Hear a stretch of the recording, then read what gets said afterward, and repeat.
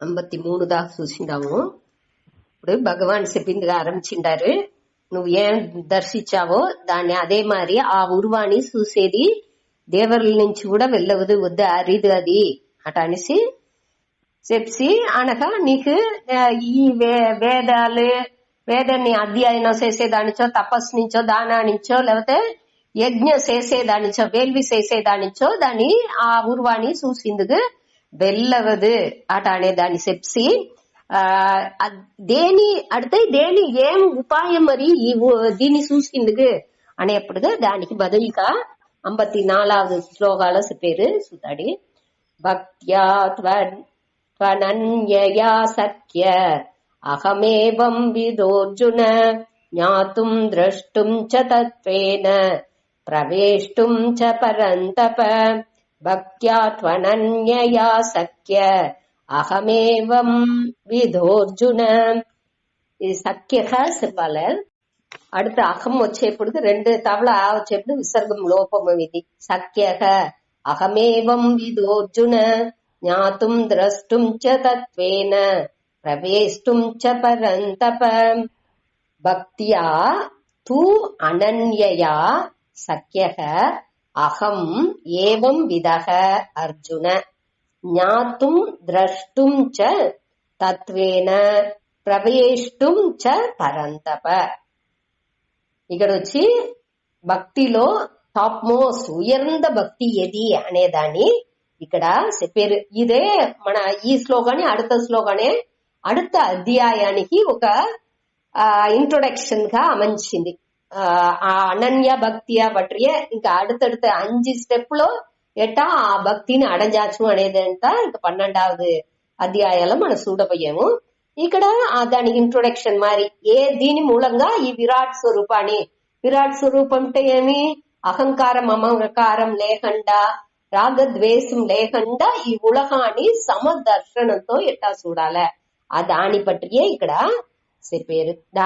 అది వచ్చి ఈ అనన్య భక్త్యా మూలంగానే. అనన్య అంటే అన్య అంటే వేరే విధంగా వేరుపట్ట రూపాల్లో చూసేది ఆ అన్య అంటే. అనన్య అంటే భేదమట్ర ఏ విధ వేరుబాటు లేని అన్నిని ఒకటిగా చూసే ఆ తన్మై, ఆ భావనే.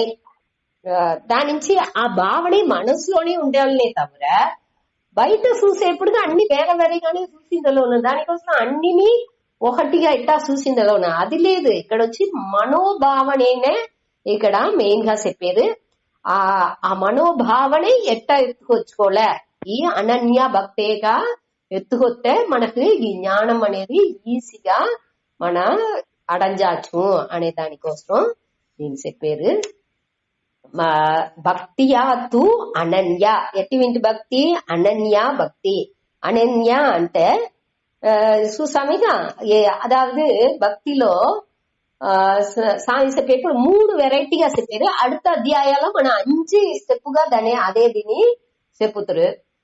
3 స్టెప్పుగా చెప్పేప్పుడు మొదట మనం ఏమించాము, ఈ ఉలహ మన ఏற்கனவே చూసిందాము. ఇంకా ఆర్తి, అర్థార్థి, జిజ్ఞాసు, జ్ఞాని అటానిసి భక్తర్లో 4 విధంగా చెప్పినారు. అదావదు దేవుణ్ణి సాధ్యంగా ఎంచేది ఉలహ పొరుల్ని వచ్చి మన గోల్ గా ఎంచుకుని నాకు అడంజాల్సిన పొరుల్ ఈ ఉలహం. ఉలహాలో ఉంటే ఏదో ఒక పొరుట్களோ లేకపోతే ఒకరుடைய రిలేషన్షిప్, ఒక పదవియో ఏదో ఒకటి మెటీరియలిస్టిక్ గా మన అడంజాల్సిన పొరుల్ని ఏదో ఒకటిని ఎంచాము. అదే మన లక్ష్యం. అదావదు సాధ్యం అనేది అదే గోల్. మన లక్ష్యంగా సాధ్యంగా దాన్ని పెట్టుకుంటాము. సాధనంగా దేని పెట్టుకున్నాము, దేవుణ్ణి సాధనంగా పెట్టుకుంటున్నాము. సాధనం అంటే ఏమి, కరివి దేవుడితో మొక్కేది. నాకు ఇది తవులాలే అట అనేసి దేవుణ్ణి సాధనంగా పెట్టుకుని ఆ లక్ష్యాన్ని మన అడంజేము. దేవుడా పరీక్షల్లో నేను పాస్ అవుతే ఇన్ని తెంకాయి నీకు వెడలు వేసేను అట అనేసి దాన్ని మొక్కునేది. అదే ఆర్తి అర్థాది. అదే మరి మనకు కష్టం వచ్చేప్పుడు ఏదో ఒక నొప్పిలోనో లేకపోతే ఏదో ఒక ప్రాబ్లం వచ్చేప్పుడు, ప్రச்சனைன்னு వచ్చేప్పుడు ఆ ప్రச்சனை సాల్వ్ అవుతే దేవుడా నేను నీకు ఇట్ట మారి చేసే అట అనేసి అంగ ప్రదర్శన చేసే, లేకపోతే ఇన్ని మాట ఈ నామ జపం చెప్పే అట అనేసి ఏదో ఒకటి దేవుణ్ణి మొక్కునేది. నీకు అభిషేకం పాలభిషేకం చేసే అటాని సింతాని ఇది నా మొక్కునేది. అట్ట ఇది అన్ని నేని మొదటి లెవెల్లో అవుతుంది. దాని ఇక్కడ அதாவது సాధ్యంగా మన దేని ఎంచేము ఉలగ పొరుట్కల్ని ఎంచేము దానికి సాధనంగా మన దానికి ఎది హెల్ప్ చేస్తుంది దేవుడితోనుடைய ఉదవితోని దాని వెనక దేవుని ఆ లక్ష్యం అడంచి ఉంటుంది దేవుణ్ణి తిరిగి చూడము తిరిగి ప్రచనేను వచ్చేప్పటికే దేవుణ్ణి ఎంచేము ఇట్ట మారి సాధ్యంగా ఉలగ పొరుట్కల్ని పెట్టుకుని సాధనంగా దేవుణ్ణి పెట్టుకునేది అట అనేదే అది వచ్చి మొదటి టైప్ ఆఫ్ భక్తి. అది వచ్చి కీర్తనమాన భక్తి అట అనేది.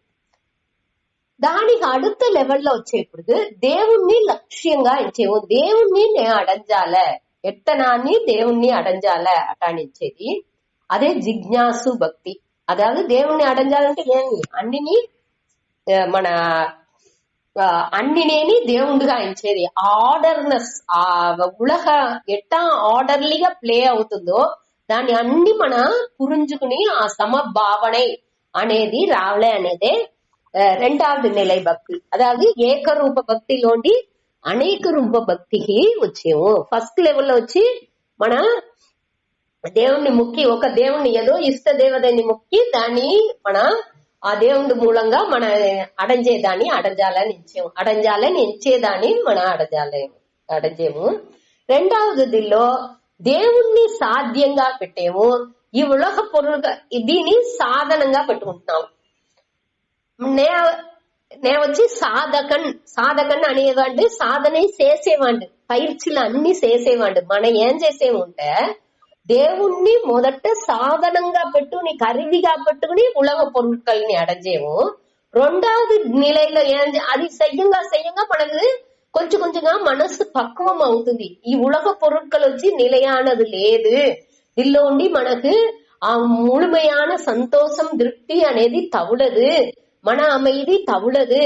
ఇది అన్నినేని దుఃఖం కలందదే అన్నినేని అతృప్తిని ఇచ్చేదే అనేది ఇంత పురించుకున్న వెనక ఏం చేసేము కొంచెం కొంచెంగాని ఆ ఉలగ దీని లక్ష్యం వచ్చి ఉలగాల ఉండి దేవుడికి సకావుతుంది. ఇప్పుడు మన మనసు కొంచెం పక్వం అయిన వెనక ఉపాసனை చేసింది ఆరంచేము. అதாவது కర్మయోగం చేతా ఉండిన వాళ్ళు కర్మయోగం అనేప్పుడు దేవుడికి చేసే చెయ్యల్ని పూర్వం దేవుడికి అర్పణంగా చేసేము అనగా వచ్చేదిని ప్రసాదంగా ఏతుకుంటాము. అట్ట చేతా ఉండే వాళ్ళు కొంచెం కొంచెంగా మనసు పక్వం అయినవనగా ఏకరూప ధ్యానం చేసేము. దేవుణ్ణి ఏకరూపంగా మొక్కేము. அடுத்து విశ్వరూపంగా అన్ని దేవుండే అనేట్గా మొక్కేము. దాని అదే அடுத்த స్టేజ్. దానిలోనే మనకు ఆ దిల్లోని మనం వచ్చి దేవుణ్ణి లక్ష్యంగా ఇచ్చేము. ఈ భేదం ఇంకానే ఆ భేదం ఇంకా ఉంది. నే వేற దేవుడు వేற నే వాణ్ణి అడంజేను అటానిసింత ఆ భేదాలంతా ఉంది. அடுத்த స్టేజ్ మూడవది స్టేజ్ వచ్చి అనన్య భక్తి. అనన్య భక్తి అనేప్పటికి నాకుని దేవుడికి ఒక విధమైన వ్యత్యాసం లేదు అనేది పురించుకునేది. ఈ సాధకన్ సాధ్యం సాధనం మూడు ఒకటే అనేది తెలుసుకునేది. దాన్ని బట్టి మన లైట్ గా ఇద 12వ అధ్యాయంలో చూసి అనగా 13లోని 18 దాకా ఈ దీనే మన మెయిన్ గా చూడబోయాం. ఇదే ఉయర్ந்த భక్తి అనేది. భక్తి అంటే మన వచ్చి ఈ సాధారణ భక్తి முதல் நிலையில கீழ் நிலையில ఉందిగా దానే మన భక్తిని ఇచ్చేము. అది మట్టు భక్తి లేదు. ఊరికే దేవుని వర్ణించి పాడేది స్తోత్రం చేసేది అదింతా ఊరికే మొదటి లెవెల్లో ఉండే భక్తి. భక్తి అనేదేని అన్ని ముழுமைగా దాన్ని పురించుకునేది. ఆ జ్ఞానంతోని మన కర్మ చేసి మొదట కర్మ చేసి ఆ శ్రవణ మనన నిధిధ్యాసనం చేసి దాని అదే నేను పురించుకుని ఆ దేవుణ్ణి అటనే భక్తి చేసేముందా అదే వద్దే ముఖ్యం. ఆ నిలైకి వచ్చేదానికి ఇది పూరా చెప్పుకొచ్చేరు ఈ శ్లోకాలో. ఆ భక్తియా అనన్య తు భక్తియా సఖ్య అహం ఏవం విధః అర్జున. హే అర్జున ఏవం విధః ఏవం విధగ అంటే ఇట్టా మాది ఏற்கனவே ఈ విధిని మన చూసిందాము. అదావదు విశ్వరూపంగా మన ఏ వడివాలో ఇవాళ దాకా చూసామో ఆ వడివాలో ఆ విశ్వరూప వడివాణి అహం ఏవం విధగ అనేప్పుడు నా ఎన్నై నాన్న అనేసి వచ్చును కంటే దానిలో ఇక్కడ వేసేప్పుడు మనకు ఎన్నైని వేస్తే ఇంకా సెంటెన్స్ ఫార్మ్స్ వేసేది ఈజీ. నన్ను వచ్చి ఈ దిల్లో ఇట్ట ఈ విరాట్ స్వరూపంగా చూసిందుకు ఎప్పుడు వెళ్ళవును ఈ అనన్య భక్త్యా మూలంగానే వెళ్ళవును. దీని మొదటి శ్లోకాలో దేని నుంచి వెళ్ళవదు అనే దాన్ని దానిలోని ఏవం విధక ద్రష్టం అనే దాన్ని చూసాము. అదే మారియే ఇక్కడ వచ్చి అక్కడ వచ్చి ఎప్పుడు వెళ్ళవదు అని చూసాము. ఇక్కడ వచ్చి ఈ అనన్య భక్తి మూలంగా ఇది వెళ్ళవును. ఈ విరాట్ రూపాన్ని విశ్వరూపాన్ని చూసిండు అప్పుడే వెళ్ళవును అట అనే దాన్ని చెప్పారు. అనగా మొదట జ్ఞాతుంటే అరించుకునేది అని అర్థం. అరించుకుని అనగా ద్రష్టం అనేప్పుడు ఆ అరించుకునే మన జ్ఞానం విజ్ఞానం చూసినాము. ఇక మొదట అరించుకునేము అనగా దాని ఉణర్ందాల మనకు రోగ ఇదే ఉంది అనే దాన్ని ఉణర్ందేది. మొట్ట ఆ యథార్థ రూపాల నిశ్చయం చేసేది ఆ ఈశ్వరన్ డోరు అనేదాన్ని ఇట్టనే అటానేసి దాన్ని విని శ్రవణం మూలంగా విని ఓ ఇదే దేవుండు అనేదాన్ని మనం క్లియర్ గా పురించుకుంటున్నాము. మొదట పురించుకునేది అదే జ్ఞాతం అనేది. ఆ జ్ఞానం మనకు వచ్చింది. అది వచ్చి ఇంటలెక్చువల్ బుద్ధి లెవెల్లో ఇంటలెక్చువల్ లెవెల్లో బుద్ధినుடைய ఆ నిలయలో మనం పురించుకుంటున్నాము. కాబట్టి ఇంకా అది మనసులో ఇంకా రాగద్వేషం అనేది ఉంది. ఆ ద్రష్టం అనేప్పుడు ఆ తత్వేన జ్ఞాతం ద్రష్టం మోట తత్వేన అంటే ఉళ్ళదు ఉళ్ళపడి ఎట్ట ఉందో దేవుడు అంటే ఏమి అనేదాన్ని క్లియర్ గా పురించుకుని ఆ తత్వాన్ని జ్ఞాతం అంటే నిశ్చయంగా ఇదే దేవుడుடைய స్వరూపం అనేదాన్ని క్లియర్ గా నిశ్చయం చేసి బుద్ధిలో తెలుసుకునేది. అట్ట తెలిసిన వెనక ద్రష్టం అనేప్పుడు దాన్ని వచ్చి మన మొదట చూస్తాము, దాన్ని బట్టి అరించుకున్నాము అనగా అడుగులో మనస్సులో దానిలో చేంజ్ ఆ భావనలో మాత్రం వచ్చును. ఈ రాగద సుయనలంగానే ఎంచుకుంటా ఉండిన మన కొంచెం గాని ఆ పరనలాని పట్టి ఎంచింది కాదు. ఆ ఎక్స్పాన్షన్ మనదనుடைய విరివు రంగా అన్నిని సమంగా ఎంచంగా అందరితోని ఏమి అదావదు ఇప్పుడు వచ్చి మనం మొదట సుయనలంగా ఏం చేద్దాం, మన బాగుంటే సాను మన సౌర్యంగా ఉండామా మన அடுத்து మన కుటుంబం మొదట నేనే నా ఆత్మనస్తు కామాయ సర్వం ప్రియం భవతి దానికి నే మొట్ట బాగుండానా అట్లాంటి సూతు అనగా அடுத்து మన కుటుంబం బాగుందా నాకు సౌర్యం ఉంటేనే அடுத்து కుటుంబానికి అటానిసి அடுத்த లెవెల్ దానికి அடுத்த లెవెల్ సముదాయం తాని అట్ట ఉండేదాని దానిలోండి మారుతుంది కొంచెం గాని మనసు ఎట్టా మారుతుంది. ద్రష్టం అనేప్పుడు అన్నిలోని అదే దేవుడునేని చూసే ఆ తన్మై అవుతుంది. దానికి அடுத்து ప్రవేశం అంటే మొదట మన జీవ రూపం గాని కొంచెం గాని ఆ దేవుడు ఈశ్వర రూపంగా చూసిన ఆ తన్మై భావనే ఇప్పుడు వచ్చి బ్రహ్మ రూపంగానే మన చూసింది ఆరంభించటం అదే ప్రవేశం అర్థం. అక్కడ గురుపరానంద చెప్పేప్పుడు ఇది వచ్చి విదేహ ముక్తిని చెప్పుతుంది. అదావదు ఆ బ్రహ్మంగానే అవిత్తునారు ఆ లయపడేదాన్ని చెప్పుతుంది అనేట్టుగా దానిలోనే ప్రవేశితల్ అంటే దానిలో నుళైదల్ అటానికి అర్థం. ఇక్కడ వచ్చి అడైదల్ అనేట్టుగా తీసిండారు. అదే ఆ విదేహ ముక్తి మూలంగా మన దాన్ని అడజేము అనేది. పరంతప హే పరంతప అంటే ఎదిరిల్లాని అన్ని అழிచేవాంటే ఎరిపవనే అనే అర్థం వేసినారు. అట అవే ఎరిపవనే అర్జున నువ్వు వచ్చి ఇదే నా విరాట్ రూపని ఫస్ట్ లైన్ లో వేసింది. ఏవం విధక అంటే ఎట్టా మారి నా విరాట్ రూపాన్ని నేను చూచానో ఆ దీని ఈ భక్తి అనన్య భక్తియా తూ అంటే మారాక ஆனால் అనేది మనం ఏற்கனவே చూసిద్దాము. ఆ మారాక ఈ భక్తి అనన్య భక్తియా మూలంగానే ఈ దీని ఈ విరాట్ స్వరూపాన్ని చూసిందుకు వెళ్ళవును. జ్ఞాతుం ద్రష్టుం చ జ్ఞాతుం అంటే దాన్ని పற்றி నిశ్చయంగా బుద్ధిలో అరించుకుంటున్నాము. அடுத்து ద్రష్టుం అనేప్పుడు ఈ మనస్సులో ఈ రాగద్వేషాలు అహంకారం మమకారాలంతా ఉడిసి ఆ భావనతోని అన్ని దేవుండే అనే ఆ భావన మనసులో ఆ పక్వం అవుతుంది.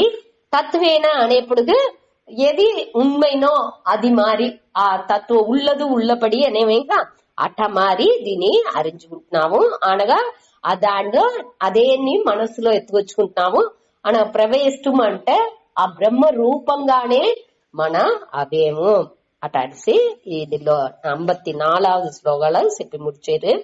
அடுத்த 55 ఇదిలో మన మెయిన్ గా చూసింది వచ్చి ఆ సాధన అதாவது సాధనం సాధ్యం సాధకన్ అనేవాళ్ళు నేను దోరు ఈ సాధనలంతా ఈ పైర్చిలంతా చేసేమో వాండే సాధకన్.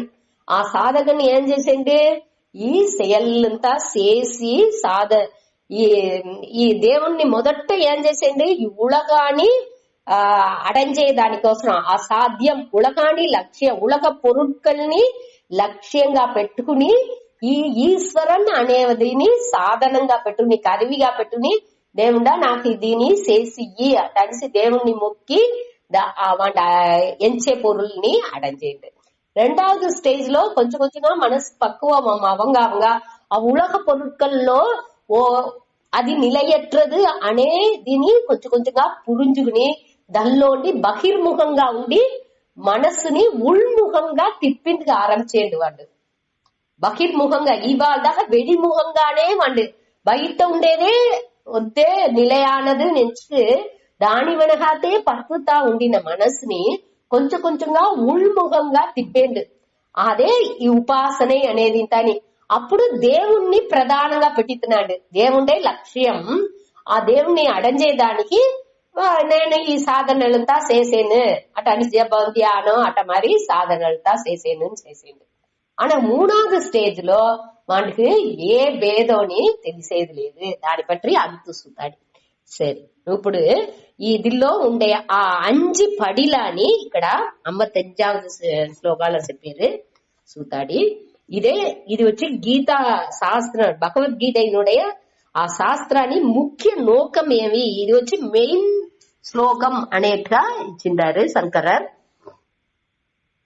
5 స్టెప్స్ లో అదావదు ఈ భక్తి అనేది ఎట్టా కొంచెం కొంచెంగా ఒక మనిషికి వచ్చును ఆ మేలాన భక్తిని ఎట్టా అడంజాచు అనేదాన్ని ఇక్కడ చెప్పారు సూతాడి.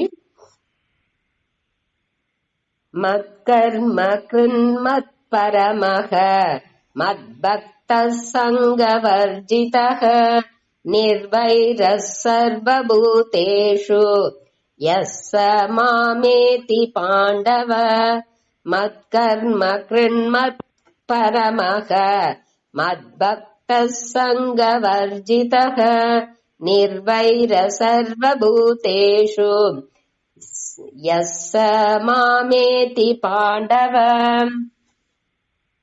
మత్ కర్మకృత్ మత్ పరమః మత్ భక్తః సంగవర్జితః నిర్వైరః సర్వభూతేషు యః సః మాం ఏతి పాండవ. మత్ కర్మకృత్ அதாவது ఓ పాండవ హే పాండవ హే అర్జున మత్ కర్మకృత్ అంటే నేను அதாவது నా உடைய పనిని చేసేవాడుని అర్థం. దేవుడు చెప్పారు నా మత్ అంటే ఎన్నుడయ అని అర్థం. ఎన్నుడయ కర్మ అంటే செயల్ని కృత్ అంటే చేసేవాడు అని అర్థం. ఇక్కడ వచ్చి మన కర్మయోగాల్లో చూసిందాము సెయల్ని చేసేప్పటికి ఏం భావన ఉండాల? దేవుడికి నేను అర్పణం చేసేను. ఏ செயல் చేసినాலும் అది దేవుడుடைய செயல் అటని చెప్పి దాన్ని దేవుడికి అర్పణం చేసి చెయ్యాల. ఈశ్వర అర్పణ భావనతోని ఏం செயல் అంటనాலும் చెయ్యాల. అనగా செயல் చేసేప్పుడు కర్త అనే ఫీలింగ్ ఉండు మనకు.